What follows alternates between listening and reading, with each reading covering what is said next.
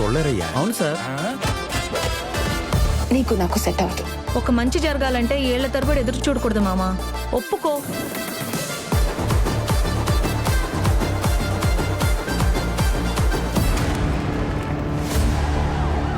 బొబ్బిలి మోపిదేవి అనే నేను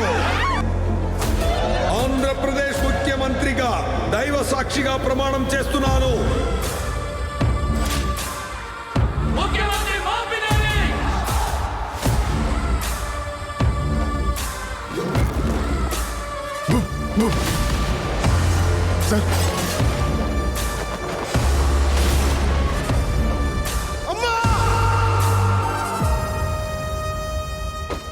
Have a blast!